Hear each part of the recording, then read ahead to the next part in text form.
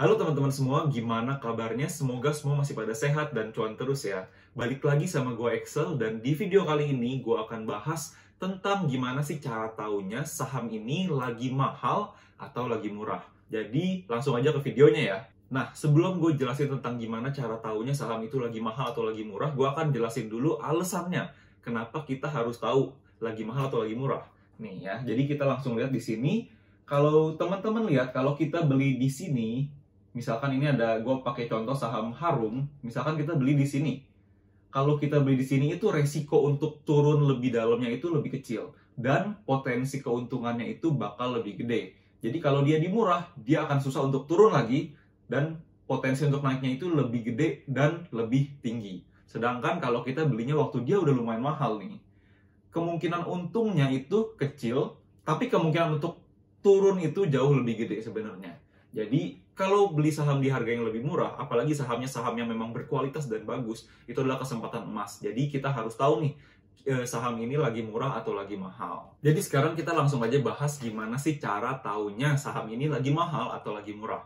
Nah, gue bagi ini menjadi dua bagian. Yang pertama adalah dengan analisa fundamental dan teknikal. Kalau yang kita ngomongin teknikal, kita akan bahas tentang rasio PER dan PBV. Nah, kita akan bahas dulu yang fundamental. Jadi, kenapa kita pakai PER dan PBV? Gini aja deh, kita nggak bisa ngomong saham itu murah atau mahal berdasarkan dengan harga sahamnya. Contohnya gini, ada saham A yang harganya 50.000 dengan saham B yang harganya 500.000. Belum tentu yang 50.000 ini lebih murah daripada yang 500.000. Kalau kita ngomongin murah secara belinya, otomatis ya akan lebih murah yang 50.000. Tapi di sini yang kita ngomongin murah adalah berdasarkan value-nya. Nah, kalau misalkan teman-teman masih bingung, gue akan pakai contoh. Contohnya gini, ada dua mobil. Mobil pertama adalah mobil Avanza, dan mobil kedua adalah mobil Innova. Kita ambil contoh harga barunya, untuk Avanza ini ada di 100 juta. Sedangkan untuk di mobil Innova yang barunya itu misalkan ada di angka 400 juta. Nah, otomatis kalau secara lebih murah itu otomatis lebih murah Avanza. Tapi kalau berdasarkan value, belum tentu. Contohnya gini, misalkan waktu ada orang mau jualan mobil, dia kasih diskon, dia butuh uang nih. Yang Avanza ini dia jual 90 juta, padahal harga aslinya 100 juta. Sedangkan untuk mobil Innova yang awalnya 400 juta, dia jual dengan harga 300 juta. Sebenarnya masih murahan yang Avanza, karena Avanza ini 90 juta, tapi yang Innova adalah 300 juta. Tapi kenapa gue bisa bilang kalau yang Innova lebih murah? Karena kalau kita lihat, yang Avanza ini dia diskonnya dari 100 juta jadi 90 juta. Berarti diskonnya 10% doang. Sedangkan yang Innova, dia diskon dari 400 juta jadi 300 juta. Berarti dia diskonnya itu sekitar 25%. Jadi kita ngomongin value dia. Murah atau mahalnya itu berdasarkan value-nya juga. Nah, kalau kita lihat, berarti secara nggak langsung, Innova ini lebih murah. Karena Innova ini dijual dengan diskon 25%. Sedangkan yang untuk Avanza itu dijual dengan diskon hanya 10%. Jadi itu yang dimaksud dengan mahal murahnya saham di video kali ini. Makanya kita nggak bisa bandingin dengan harga sahamnya, tapi kita bandingin dengan rasio PER dan PBV. Nah, terus gimana caranya tahu PER dan PBV dari sebuah saham? Kita langsung aja buka ke satu website. Di sini gue udah siapin, websitenya adalah Indo Premier. Nah, website Indo Premier ini sebenarnya website dari Sekuritas Indo Premier. Teman-teman pasti tahu app-nya iPod. Nah, tapi di website Indo Premier ini, dia ada kasih fitur-fitur yang bisa dipakai secara gratis. Nah, jadi gue langsung praktekin aja di sini. Misalkan kita langsung aja search. Misalkan gue mau bahas saham BBNI deh, BBNI ya. Kita ambil contoh BBNI. Nanti di sini akan keluar nih, ada harganya dan lain-lain grafik. Tapi kita nggak bahas itu, kita bakal bahas bagian fundamental. Nah, sebelum itu kita buka dulu yang 12 month. Terus go. Nah, kalau udah teman-teman bisa lihat di sini tuh lengkap banget dari harga, market cap, bagian balance sheet, bagian income statement, dan rasio-rasio ini lengkap. Jadi langsung aja lihat dari sini kalau mau gampang. Nah, yang kita lihat di sini adalah PER-nya nih, untuk PER. Nah, di PER ini kita bisa lihat data dari 2015 sampai ke 2021. Tapi 2021-nya ini baru sampai Q1 atau 3 bulan pertama. Atau ada juga yang di annualize. Nah, kita nggak usah pusing, kita pakai aja data Q4 2020 deh. Atau kalau sama kita pakai yang ini deh, Q1-nya. Nih ya, teman-teman bisa lihat, kalau kita liatin PER, kita lihat ke sebelum-sebelumnya nih. Mungkin 2015 dia murah nih, masih 10 kali PER-nya. Kalau yang 2016 9 kali, lebih murah lagi. Sedangkan di 2017 dia mulai naik jadi 13 kali. Terus naik lagi jadi turun jadi 10 kali, turun jadi 9 kali. Nah, di 2020 ini dia naik jadi 34 kali. Dia naik jadi 34 kali, dan untuk ke 2021 dia naik jadi 41 kali. Sebenarnya berarti pairnya naik dong. Kalau pair naik itu artinya sebenarnya makin mahal. Nah, tapi sebenarnya kita nggak bisa lihat segampang itu. Nah, jadi kita harus tahu dulu isi dari pairnya ini sebenarnya apa. Tapi itu gue nggak akan bahas di sini. Gue akan bahas di video-video selanjutnya tentang pair dan PBV, cara dapetinnya gimana dan lain-lain. Gue akan jelasin. Di sini kita akan lihat simpelnya aja. Memang kalau kita ngomongin secara pair, Bank BNI ini sebenarnya hitungannya mahal. Karena dibandingin tahun-tahun sebelumnya itu dia di angka satuan sampai belasan. Tapi kok 2020 sama 2021 ini malah jadi 30 sampai 40. Nah, tapi kalau bank memang lebih cocok kita lihat untuk PBV-nya, bukan pair-nya. Jadi kita lihat PBV-nya nih di bawahnya. Nah, di sini PBV-nya juga sama lengkap. Kita lihat dari 2015 sampai 2019 itu dia di angka 1,1, 1,1, 1,8, 1,4, 1,1. Sedangkan di 2020 itu jadi 1,1, bahkan di tahun 2021 dia di angka 0,83. Nah, jadi sebenarnya kalau secara PBV, BBNI ini lagi murah. Nah, sebelumnya tadi gue ada lupa jelasin, ada yang kelewat. Kalau pair ini, kalau gue biasanya make pair ini akan murah jika di bawah angka 10. Dan kalau PBV ini akan murah jika di bawah 1. Tapi kalau lewat-lewat dikit masih nggak masalah, masih bisa ditoleransi, tapi jangan sampai jomplang banget. Nah, jadi di sini kalau kita lihat PBV-nya ini di bawah 1. Jadi sebenarnya ini hitungannya masih murah banget sebenarnya untuk BBNI. Nah, kita ambil contoh yang lainnya deh. Kita ambil contoh untuk P1.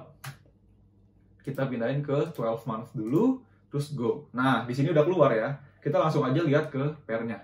Di sini kalau teman-teman bisa lihat pairnya itu, ini juga sebenarnya ikutan naik nih. Dari 2014 sampai 2019 itu di angka satuan 9 sampai paling tingginya di angka 17 atau 18 kali nih. Tapi ternyata di tahun 2020 dan di tahun 2020 ini dia naik sampai ke angka 26. Nah, ini sebenarnya hitungannya pairnya juga mahal. Tapi kalau gue bisa jelasin secara singkat, pairnya itu makin mahal itu bukan karena dia makin mahal harganya. Karena P1 ini sebenarnya kalau kita bandingin dengan tahun-tahun sebelumnya, lagi murah sebenarnya. Misalkan tahun-tahun sebelumnya itu di angka misalkan 600 atau 700 per lembar, sekarang itu di angka 500-an. Atau bahkan mencapai berapa? Di 500-an. Nah, jadi sebenarnya ini hitungannya lagi murah, tapi kok pairnya turun? Simpelnya alasannya adalah karena earnings-nya dia itu turun. Nih ya, teman-teman bisa lihat di sini, laba bersihnya, net profit-nya itu turun. Sebelumnya itu di angka 2,3, 2,5, 1,3 triliun dan lain-lain. Tapi kalau kita lihat di tahun 2020-nya, dia itu turun jadi 900 miliar. Jadi dia turun sekitar 70%. Nah, jadi simpelnya kayak gitu. Kalau earnings-nya turun, harganya turun pun, hitungannya berarti dia earnings-nya terlalu jomplang turunnya dibandingkan dengan harganya. Jadi pair-nya itu malah jadi naik. Nah, jadi sebenarnya kalau secara pair, di sini dia itu mahal. Tapi kalau kita lihat juga ke PBV-nya, PBV-nya ini masih murah. Nah, karena pandemi, corona, dan lain-lain itu biasanya aset itu nggak terlalu terganggu. Ekuitas nggak terlalu berubah-berubah. Jadi masih lebih stabil. Teman-teman bisa lihat di sini PBV-nya dulu-dulu itu 2, bahkan hampir 3. Sedangkan untuk di tahun 2020 itu 1,38 kali. Jadi hitungannya kalau secara PBV, sama kayak tadi BBNI, PBV-nya ini masih murah. Walaupun pair-nya itu malah jadi naik karena laba bersihnya turun. Kayak gitu. Nah, sekarang teman-teman jadi udah tahu gimana caranya tahu saham ini murah atau mahal dari fundamental, yaitu kita lihat dari pair dan PBV-nya. Mungkin kalau kita lihat data-data sekarang, memang secara pair ini masih rada jelek atau rada susah untuk dianalisa karena laba bersihnya masih belum stabil, belum balik ke kondisi sebelum corona. Tapi kita bisa lihat dari bagian PBV-nya, dan PBV-nya memang terbukti dua-duanya masih di angka yang murah.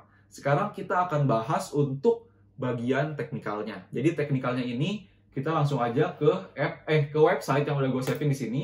Nama websitenya adalah TradingView. TradingView ini mungkin teman-teman yang suka trading itu udah sering lihat ya. Nah, di TradingView ini kita langsung search aja. Misalkan kita mau ambil sama kayak tadi deh, BBNI misalkan. Kita ambil contoh BBNI. Jadi kita analisa secara fundamental dan juga secara teknikal. Nanti akan muncul, oh ini belum keganti. Kita ganti BBNI dulu. Oke, ini udah Bank Negara Indonesia. Nah, kalau kita lihat ya, ini BBNI ini hitungannya lagi ada di supportnya nih.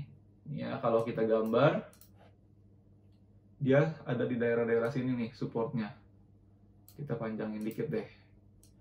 Bahkan dulu ada resistennya, sekarang berubah jadi support. Nah, sekarang dia itu masih ada di daerah supportnya. Teman-teman yang udah suka belajar analisa teknikal, biasanya pasti udah bisa, bahkan udah jago, lebih jago dari gua untuk gambar-gambar, terutama untuk support dan resisten. Nah, di sini kalau kita bisa lihat, untuk BNI ini posisinya sekarang ada di support. Dan kalau secara teknikal, saham-saham yang ada di daerah support artinya masih bisa dibeli, karena support ini adalah daerah yang biasanya jadi tempat mantul. Nih ya, lihat sebelumnya nih. Di sini di Januari-Februari, dia jatuh, terus dia mantulnya di daerah sini nih, langsung naik lagi. Terus di sini ternyata dia turun lagi di sini nih, di tanggal 20 kemarin dia turun lagi, mantul lagi, ini udah mulai naik nih. Nah, jadi sebenarnya secara nggak langsung support ini adalah area mantul. Dan kalau saham ada di daerah supportnya, artinya bisa dibilang dia masih murah. Nah, gue akan pakai indikator lainnya selain hanya support doang nih. Biasanya gue suka pakai Stochastic RSI. Nah, di sini itu nanti akan muncul, belum kepencet. Stochastic RSI. Oke, nah ini udah muncul ya. Di sini kalau teman-teman bisa lihat Stochastic RSI ini naik turunnya itu lumayan volatil. Nah, ini tuh bisa dilihat untuk menandakan si saham ini itu lagi overbought atau oversold. Overbought itu artinya terlalu banyak dibeli, untuk oversold artinya terlalu banyak dijual. Nah, misalkan teman-teman lihat di sini nih, di daerah-daerah sini nih. Kalau dia di atas angka 60 ke atas nih, di sini kan di kanannya ada angka nih. Kalau dia di atas angka 60 itu biasanya artinya adalah overbought atau terlalu banyak dibeli. Jadi kalau udah di atas 60 akan ada kecenderungan untuk turun atau jatuh. Nih ya, kalau misalkan contohnya di sini nih. Di sini misalkan tanggal 16 April, kita lihat dia sahamnya ada naik dikit nih. Naik dari 5.500 sampai ke angka 6.000, menyentuh angka 6.000. Tapi karena memang di sininya di RSI-nya udah overbought, jadi dia turun lagi ke angka 5.700-an. Dan di RSI-nya pun turun. Jadi ini bisa jadi salah satu indikator buat kita tahu sebenarnya saham ini itu lagi murah atau lagi mahal. Kalau dia lagi di atas, ya jangan terlalu sering dibeli. Artinya dia lagi overbought. Tapi kalau lagi di bawah, biasanya ada kecenderungan untuk mantul atau naik nih. Kayak di sini. Ini lagi turun. RSI-nya di bawah banget. Mantul. Di sini dia turun lagi nih. Di tanggal ini dia turun lagi. Mantul lagi dikit. Walaupun naiknya nggak terlalu banyak, dia turun lagi. Nah, di daerah-daerah gini, dia naik lagi mantul. Tapi biasanya kalau di bawah angka 20, dia akan kemungkinan mantulnya lebih tinggi. Jadi teman-teman bisa lihat di angka 20 ke bawah atau 30 ke bawah. Pokoknya semakin turun, artinya dia semakin banyak yang jualan. Itu adalah waktu untuk beli atau lagi murah. Kayak gitu. Nah, sekarang kita bahas untuk yang lainnya deh. Kita ambil contoh lainnya. Tadi kan kita ada analisa Pewon juga ya. Kita analisa juga Pewon. Nah, di sini kita bisa lihat Pewon ini sebenarnya juga masih di daerah supportnya nih. Kita coba gambar ya. Area supportnya di daerah-daerah sini nih. Nah, dia itu masih di daerah support. Lihat di sini dia mantul sekali nih. Tak, naik. Mantul di sini dikit, naik lagi. Terus mantul lagi. Di sini mantul lagi nih yang lumayan dalam. Naik lagi. Di sini mantul lagi. Dan sekarang ada di daerah-daerah atas supportnya nih sebenarnya. Jadi, hitungannya dia itu masih bisa diakumulasi di harga-harga segini. Kalau kita lihat juga untuk indikator stok RSI-nya, dia juga ada di harga yang masih di bawah nih. Stok RSI-nya masih di bawah 30, masih di 20-an. Jadi hitungannya dia masih oversold atau masih terlalu banyak yang jual.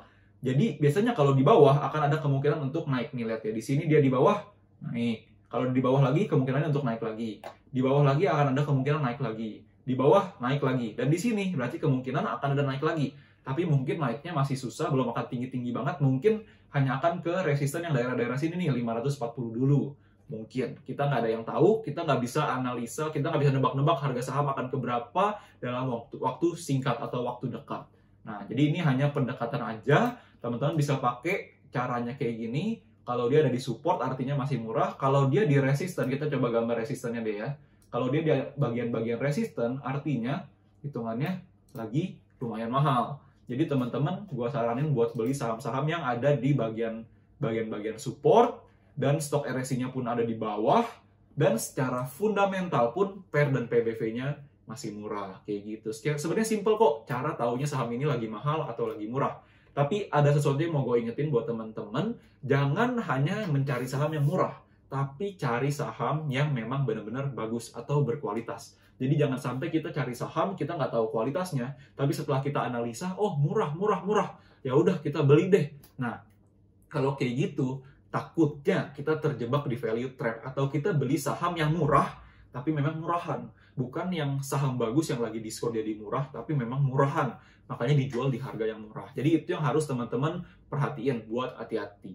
Jadi balik lagi tadi, kalau untuk fundamental kita bisa pakai yang PER dan PBV, tapi selama sekarang masih belum stabil ekonominya karena corona, teman-teman bisa pakai yang PBV dulu. Untuk secara teknikal bisa pakai support, teman-teman bisa belajar gambar support, dan juga untuk dengan stokastik RSI. Nah, kalau teman-teman merasa gue perlu jelasin tentang gimana caranya nyari support dan resisten, boleh di komen, nanti gue akan coba pertimbangkan untuk buat videonya, atau mungkin teman-teman mau gue jelasin tentang indikator-indikator lain, atau mungkin rasio-rasio lain yang ada di saham. Nah, boleh banget ditulis di komen, gue akan bacain satu persatu. Oke, gitu aja videonya. Thank you yang udah nontonin sampai akhir, semoga jadi mengerti dan semoga menjadi berkat. See you on the next video. Happy investing. Bye-bye.